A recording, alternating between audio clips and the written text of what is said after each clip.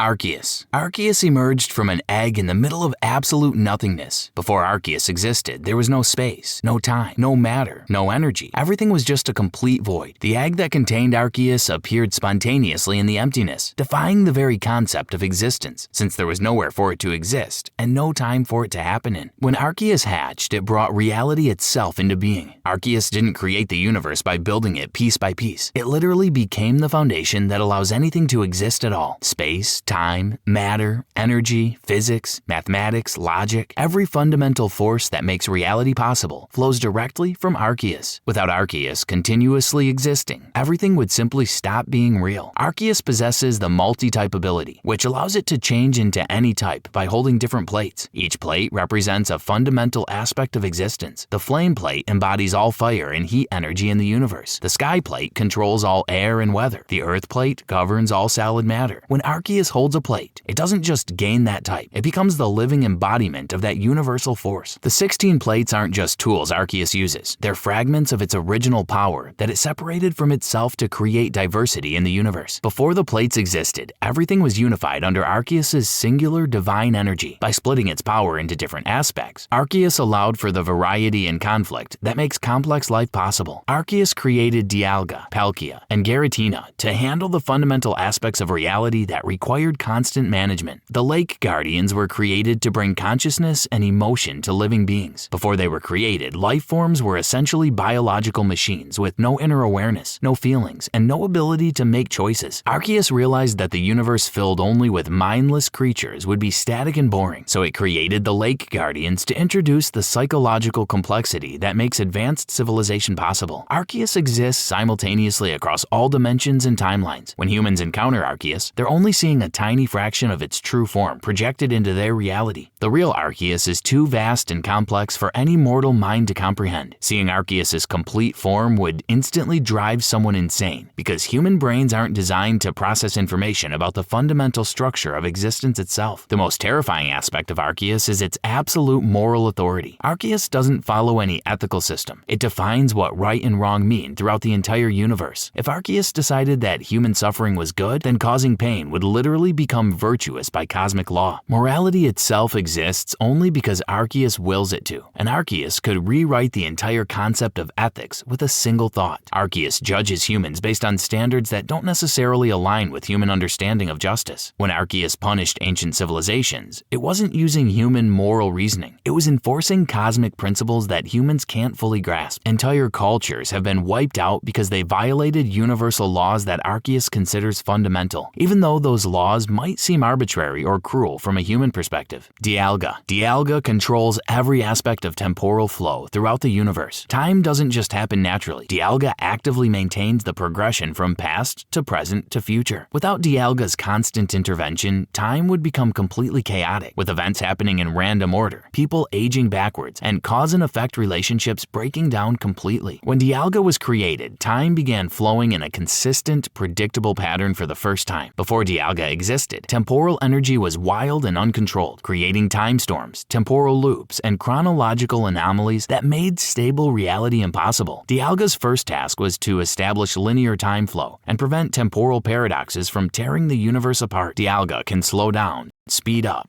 stop, or reverse time in any area it chooses. When Dialga roars, it creates temporal distortions that can trap enemies in time loops, age them rapidly, or freeze them in temporal stasis. Dialga's roar is so powerful that it can be heard across different time periods. Ancient civilizations recorded hearing mysterious roaring sounds that came from nowhere, which were actually echoes of Dialga's voice traveling backwards through time. The temporal tower serves as Dialga's home base and the central hub for all time-related phenomena in the universe. Inside the temporal tower, time flows according to Dialga's will rather than natural laws. Visitors to the tower might experience years passing in minutes, or spend decades in a single moment. The tower exists in all time periods simultaneously, which means past, present, and future versions of the same person could theoretically meet there. Dialga's emotions directly affect temporal stability across reality. When Dialga gets angry, time becomes volatile and unpredictable. Clocks start running at different speeds. People experience temporal displacement, and historical events might suddenly change retroactively. During Dialga's worst tantrums, entire civilizations have been accidentally erased from history, not through direct attack, but through temporal instability, making their existence chronologically impossible. The relationship between Dialga and Palkia is naturally antagonistic because time and space influence each other in ways that create constant tension. When space expands, time dilates. When time accelerates, spatial dimensions compress. Dialga and Palkia's battles aren't just personal conflicts. They're fundamental forces of reality fighting over which aspect of existence takes priority. Dialga remembers every possible timeline that could have existed but didn't. This includes alternate histories where different choices were made, different events occurred, and different outcomes resulted. Dialga carries the weight of infinite potential realities, which gives it a perspective on existence that's simultaneously omniscient and deeply tragic. Dialga knows exactly how everything could have been better, but also understands why those better timelines didn't come to pass. Time travel is only possible with Dialga's permission, whether conscious or unconscious. Every instance of temporal displacement that occurs anywhere in the universe requires Dialga's power, even if Dialga isn't directly involved. This means Dialga is aware of every time traveler, every temporal paradox, and every chronological anomaly that happens throughout reality. Dialga's steel typing represents the rigid, unyielding nature of temporal law. Time flows according to strict rules that can't be bent without severe consequences. Dialga enforces temporal consistency with mechanical precision, ensuring that cause always precedes effect and that the flow of time remains stable enough to support complex reality. The dragon typing reflects Dialga's ancient, primordial nature as one of the first forces to exist in the universe. Dragons represent power that's so fundamental and overwhelming that it transcends normal understanding. Dialga embodies the primal force of temporal progression, the basic cosmic principle that makes change and development possible. Palkia. Palkia controls the fabric of space itself, managing the dimensional structure that allows physical reality to exist. Space isn't just empty area between objects. It's an active force that Palkia constantly shapes and maintains. Without Palkia's ongoing intervention, spatial dimensions would collapse, expand uncontrollably, or fold in on themselves until physical existence becomes impossible. Before Palkia was created, space was unstable and chaotic. Objects couldn't maintain consistent positions. Distances changed randomly, and the basic geometric relationships that allow matter to form coherent structures didn't exist. Palkia's first responsibility was to establish stable spatial dimensions and create the three-dimensional framework that supports all physical reality. Palkia can manipulate space in ways that completely ignore normal physics. Palkia can make distant locations adjacent, create spatial loops where traveling in a straight line brings you back to your starting point, or compress vast areas into tiny spaces. When Palkia battles, it often fights by reshaping the battlefield itself, making its opponents too far away to attack or too close to escape. The pearl embedded in Palkia's shoulder contains concentrated spatial energy that represents the fundamental structure of dimensional reality. This pearl allows Palkia to access any location in the universe instantly by unfolding space to bring distant places together. The pearl also serves as an anchor that prevents Palkia itself from being afflicted by spatial distortions that would scatter its molecular structure across multiple dimensions. Palkia's signature move, Spatial Rend, literally tears holes in the fabric of reality. These spatial tears create temporary rifts between dimensions that can transport objects, energy, or even abstract concepts like sound or light to completely different locations. The damage from Spatial Rend isn't just physical, it's dimensional, which means wounds from this attack can send parts of the victim's body to other dimensions. Palkia lives in a parallel dimension that exists alongside but separate from normal reality. This dimension has different spatial properties. Distances work differently. Objects can exist in multiple places simultaneously, and the normal rules about size, shape, and positions don't apply. From Palkia's dimension, it can observe and influence events throughout the universe without being physically present. The constant expansion of the universe requires Palkia's active management. As reality grows larger, Palkia must continuously adjust spatial relationships to maintain stability. If Palkia stopped managing cosmic expansion, space would either expand so rapidly that atoms couldn't hold together, or contract so quickly that everything would collapse into a single point. Palkia's battles with Dialga occur because space and time are fundamentally interconnected aspects of reality that can't be separated. When space changes, time must adjust to maintain consistency. When time flows differently, spatial relationships shift accordingly. Palkia and Dialga's conflicts represent the ongoing tension between these two aspects of space-time, trying to maintain balance. The water typing reflects Palkia's fluid, adaptable approach to spatial manipulation. Like water flowing around obstacles, Palkia bends space around problems rather than confronting them directly. Space itself behaves like a fluid medium that Palkia can channel, redirect, and reshape according to need. Palkia can create pocket dimensions with customized physical laws. These dimensional spaces might have different gravity, altered physics or completely unique rules about how matter and energy behave. Palkia uses these pocket dimensions as testing grounds for new spatial configurations and as storage areas for dangerous phenomena that would be harmful if released into normal space. The dragon typing represents Palkia's role as a primordial force that shaped the basic structure of existence. Dragons embody power that's so ancient and fundamental that it predates most other forms of life. Palkia's dragon nature reflects its position as one of the original architects of physical reality. Giratina. Giratina represents antimatter, the reverse side of existence that destroys normal matter on contact. When Arceus created Giratina, it was meant to serve as a balancing force against regular matter and energy. However, Giratina's violent, destructive nature made it too dangerous to remain in the primary universe, so Arceus banished it to the distortion world. The distortion world exists as a mirror reflection of normal reality where all the rules work backwards. In Giratina's realm, gravity pulls upward, time flows in reverse, and cause and effect relationships are inverted. Objects float without support, landscapes exist at impossible angles, and the normal laws of physics are replaced by their exact opposites. Giratina's banishment wasn't punishment for wrongdoing. It was a necessary safety measure to protect the universe from antimatter contamination. If Giratina had remained in normal space, its antimatter composition would have gradually annihilated surrounding matter, creating expanding zones of nothingness that would eventually consume everything. The distortion world serves as a cosmic garbage dump where broken timelines, failed realities, and discarded possibilities end up. When Dialga and Palkia's battles damage the fabric of space-time, the damaged fragments fall into Giratina's realm. Giratina's job is to process this dimensional debris and prevent it from destabilizing the primary universe. Giratina has two forms, altered form and origin form. In the normal world, Giratina appears in altered form, which suppresses most of its antimatter properties to prevent accidental annihilation of nearby matter. In the distortion world, Giratina takes its origin form, revealing its true nature as a wreathing mass of antimatter tentacles and ghostly energy. Giratina feeds on negative emotions, violence, and destruction. The more chaos and suffering that exists in the normal world, the stronger Giratina becomes. This creates a dangerous feedback loop. Giratina's growing power makes it more capable of influencing events in the normal world, which creates more negativity, which makes Giratina even stronger. The Griseus Orb allows Giratina to maintain its origin form in the normal world by creating a localized field of reversed physics around it. With the orb,